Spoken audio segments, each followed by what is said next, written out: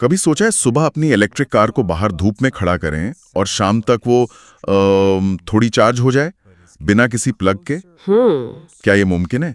आज हम इसी टेक्नोलॉजी पर, मतलब सौर ऊर्जा से चलने वाली इलेक्ट्रिक गाड़ियों पर थोड़ी गहराई से बात करने वाले हैं। हाँ, ये सुनने में तो बहुत ही फ्यूचरिस्टिक लगता है ना? हमारे पास जो जानकारी है उसके आधार पर हम यही समझने की कोशिश करेंगे कि ये सोलर कारें आखिर काम कैसे करती हैं। सही। और क्या हम वाकई उस स्थिति के करीब हैं जहां गाड़ियों को चार्जिंग स्टेशन की जरूरत ही ना पड़े। हाँ, ये बड़ा सवाल है। तो शुरुआत करते हैं कि ये काम कैसे करती हैं। बेसिक आइडिया तो यही है ना कि ये गाड़ियां अपनी छत, बोनेट या शायद डिग्गी पर लगे सोलर पैनल से धूप लेती हैं। बिल्कुल। और उसे बिजली में बदल देती हैं। एकदम सही, ये इसका मूल सिद्धांत है। और ये जो बिजली बनती है वो दो काम कर सकती है। अच्छा। एक तो सीधे कार की मेन बैटरी को थोड़ा चार्ज कर सकती है, या फिर दूसरा कार के जो दूसरे सिस्टम हैं जैसे एसी या इंफोटेनमेंट सिस्टम, उनको चलाने में मदद कर सकती है। ओह, ताकि मेन बैटरी कम खर्च हो। हाँ बिल्कुल, इससे मेन बैटरी की बचत होती है। सिद्धांत तो वही है जो घरों की छतों पर लगे सोलर पैनल का होता है। बस फर्क ये है कि यहाँ ये सिस्टम पहियों पर है और लगातार हिलता डुलता रहता है, जो अपने आप में एक चुनौती है। ये तो दिलचस्प है। क्या असल में ऐसी गाड़ियां हैं? मतलब कोई उदाहरण? मैंने शायद लाइटईयर ज़ीरो के बारे में कहीं पढ़ा था। हाँ, लाइटईयर ज़ीरो एक बहुत अच्छा उदाहरण है। कंपनी का दावा है कि उनकी कार सिर्फ धूप से, मतलब बिना प्लग लगाए, रोजाना करीब 70 किलोमीटर तक चलने लायक चार्ज हो सकती है। 70 किलोमीटर रोज? ये तो काफी ज्यादा लगता है। हाँ, ये आंकड़ा सुनने में प्रभावशाली है, खासकर अगर सोचे कि रोजमर्रा के छोटे मोटे सफर के लिए ये कितना काम आ सकता है। लेकिन एक मिनट, ये 70 किलोमीटर क्या हर हालत में मिलेंगे? मान लीजिए बादल छाए हुए हैं या गाड़ी किसी बिल्डिंग की छाया में खड़ी है। नहीं, ये बहुत जरूरी सवाल उठाया आपने। देखिए, ये जो 70 किलोमीटर का आंकड़ा है, ये एकदम आदर्श परिस्थितियों के लिए है, मतलब तेज सीधी धूप। अच्छा। असल दुनिया में तो मौसम बदलता है, दिन का समय, गाड़ी कहाँ पार्क की है, इन सब चीजों का असर पड़ेगा, चार्जिंग कम होगी। फिर भी ये रोज की जरूरत का शायद कुछ हिस्सा तो पूरा कर ही सकती है। एक और उदाहरण है सोनोसियोन, सुना है इसके बारे में? हाँ, थोड़ा बहुत। उस पर शायद बहुत सारे छोटे छोटे पैनल लगे हैं। बिल्कुल, उस पर करीब 456 सोलर सेल लगे हैं, और उसका मकसद ही यही है कि शहर के अंदर छोटे सफर के लिए उसे शायद ही कभी प्लग इन करने की जरूरत पड़े। और एक आपटेरा का भी जिक्र आता है, वो तो कुछ 1600 किलोमीटर रेंज का दावा करती है। क्या वो सब सोलर से? नहीं, एप्टेरा का केस थोड़ा अलग है। वो सिर्फ सोलर पर निर्भर नहीं है, उसका मेन फोकस है गाड़ी का वजन बहुत ही हल्का है वो, और उसका एरोडायनामिक डिजाइन बहुत अजीब सा दिखता है ना। हाँ, वो 3 पहियों वाली। वही तो, वो डिजाइन हवा को काटने में मदद करता है, जिससे कम ऊर्जा लगती है। सोलर पैनल्स उसकी रेंज बढ़ाने में मदद करते हैं, लेकिन वो 1600 किलोमीटर का आंकड़ा बैटरी, डिजाइन, वजन सब मिलाकर है। अच्छा, समझा। सोलर से उससे रोजाना शायद 40 से 60 किलोमीटर की रेंज मिल सकती है, जो वैसे कम नहीं है। समझ गया। तो बेसिकली ये टेक्नोलॉजी अभी रेंज बढ़ाने या चार्जिंग पर निर्भरता कम करने का एक तरीका है, पूरी तरह चार्जिंग खत्म करने का नहीं। हाँ, फिलहाल तो यही लगता है। इसके और क्या बड़े फायदे दिखते हैं? मतलब क्यों इस पे काम हो जाए? सबसे बड़ा फायदा तो जाहिर है पर्यावरण का है।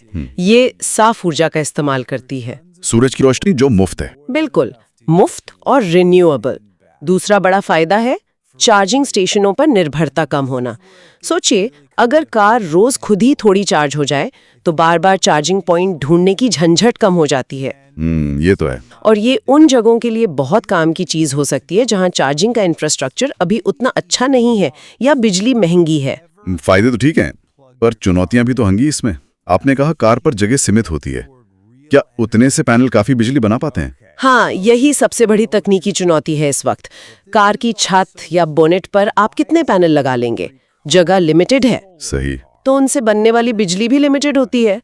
ये बिजली गाड़ी को हाईवे पर तेज रफ्तार से चलाने के लिए तो काफी नहीं है, खासकर लंबे सफर के लिए। मतलब टॉप अप जैसा है ये। एग्जैक्टली। इसीलिए अभी जो सोलर ईवीज है, उनमें पैनल बैटरी को पूरा चार्ज करने से ज्यादा रेंज बढ़ाने या फिर एसी, लाइट्स जैसे सहायक सिस्टम चलाने में ज्यादा भूमिका निभाते हैं। और वो मौसम वाली बात भी, बादल, बारिश, रात, तब तो ये पैनल बेकार हो गए। बिल्कुल, सौर ऊर्जा मौसम पर निर्भर करती है। बादल वाले दिनों में या अगर कार छाया में खड़ी है तो इनकी क्षमता बहुत कम हो जाती है।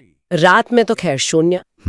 इसके अलावा ये पैनल कार का वजन बढ़ाते हैं, जिससे थोड़ी ज्यादा ऊर्जा खर्च होती है चलने में, और इनकी कीमत भी एक फैक्टर है। अच्छा। तो इंजीनियरों के सामने ये चुनौती है कि ऐसे पैनल बनाएं जो हल्के हों, सस्ते हों, मजबूत भी हों और साथ ही ज्यादा कुशल हों, मतलब कम जगह में ज्यादा बिजली बना सकें।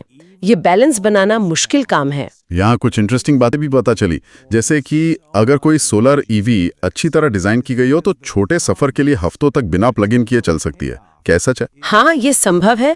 अगर किसी का रोज का सफर बहुत कम है, मान लीजिए 15-20 किलोमीटर, और गाड़ी दिन भर अच्छी धूप में खड़ी रहती है, तो हो सकता है कि पैनल रोज उतनी या उससे थोड़ी ज्यादा बिजली बना दें जितनी खर्च हुई। तो हफ्तों तक चार्जिंग की जरूरत नहीं पड़ेगी। हाँ, सैद्धांतिक रूप से ये मुमकिन है। ये शहरी इस्तेमाल के लिए इसे बहुत सुविधाजनक बना सकता है। और वो रेसिंग वाली बात कि सोलर कारों ने पूरे महाद्वीप पार किए हैं। हाँ, ये भी सच है। ये खास तौर पर डिजाइन की गई बहुत हल्की प्रायोगिक कारें होती हैं। वर्ल्ड सोलर चैलेंज जैसी रेस होती हैं। अच्छा।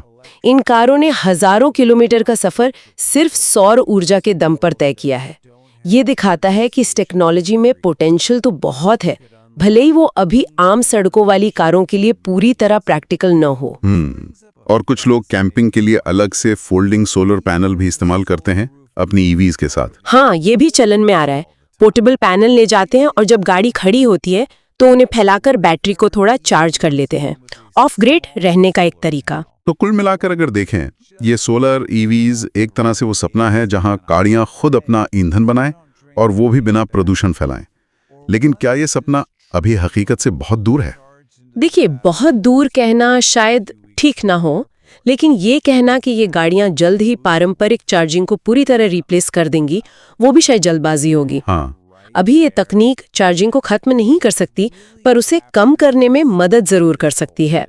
ये रोज की ड्राइविंग को ज्यादा आसान, सस्ता और हाँ, पर्यावरण के लिए बेहतर बनाने का एक अहम जरिया बन सकती हैं। खासकर शहरों में। हाँ, खासकर शहरी माहौल में या उन जगहों पर जहाँ बिजली ग्रिड पर निर्भरता कम करनी हो। इसे अभी एक सप्लीमेंट्री टेक्नोलॉजी, मतलब एक सहायक तकनीक के तौर पर देखना ज्यादा सही रहेगा। सही कहा। तो अंत में एक सवाल जो दिमाग में आता है वो ये कि क्या भविष्य में ऐसी सोलर टेक्नोलॉजी या पैनल डिजाइन आ सकते हैं जो कम रोशनी में भी या खराब मौसम में भी ठीक ठाक बिजली बना सकें, इतनी कि कार चलाना प्रैक्टिकल रहे? ये $1 मिलियन सवाल है। रिसर्च तो चली रही है, ज्यादा कुशल सोलर सेल, शायद अलग तरह के मटेरियल, कौन जाने। भविष्य में हो सकता है कुछ ऐसा ब्रेक थ्रू हो जाए, इस पे नजर रखनी होगी। बिल्कुल, इस पर आगे जरूर नजर रखेंगे।